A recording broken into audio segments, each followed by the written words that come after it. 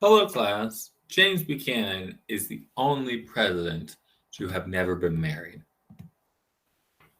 James Buchanan was born April 23rd, 1791, and he died June 1st, 1868, age 77. And his home state is Pennsylvania. By matter of religion, he's Presbyterian. And then comes to the part that is interesting and hard to have conjecture about James Buchanan. James Buchanan was never married, as I said.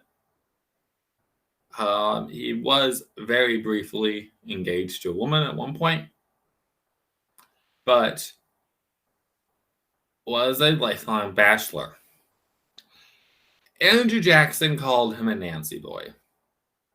His long-term roommate was Vice President William Rufus King. They had lots of correspondence with one another, in which they speak about each other with great affection. It's the 1800s. There is flowery language that men can platonically use to describe one another in a way that might sound a little odd today.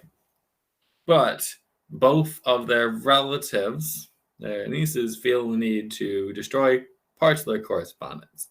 So it is widely speculated that James Buchanan may have been the only president so far that was not romantically interested in a woman, but instead interested in men.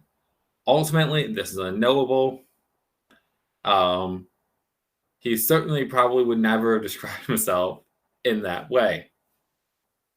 Regardless, William Rufus King was someone that he was a longtime companion with and was probably his closest friend.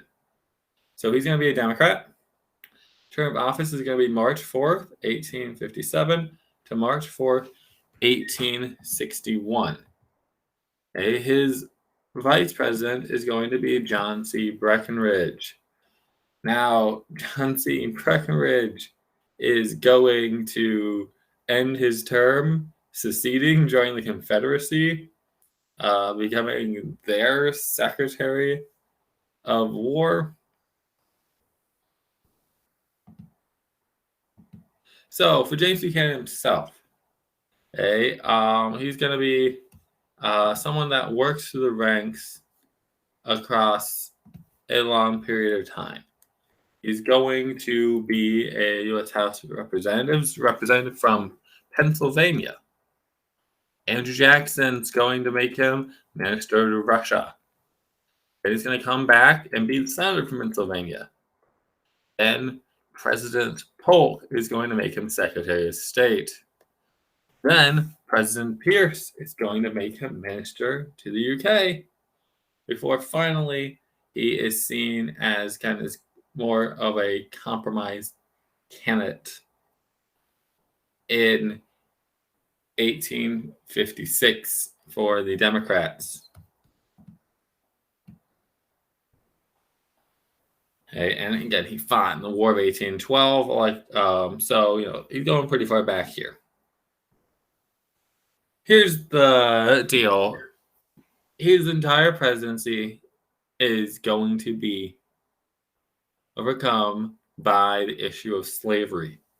It comes again and again and again here.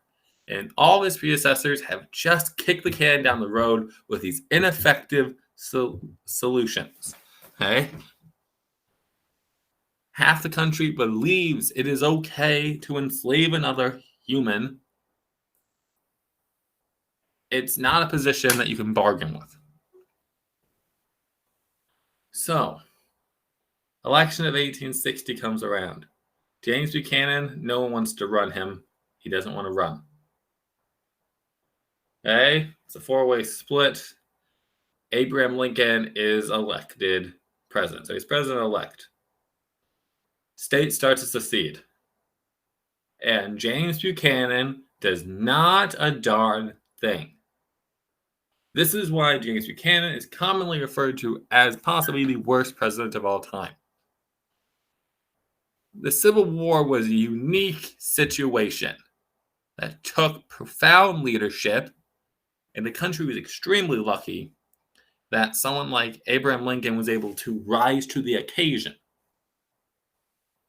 But James Buchanan did not rise to the occasion. He upset the North by doing a South, and he didn't just acquiesce to the South's demands and make them upset too.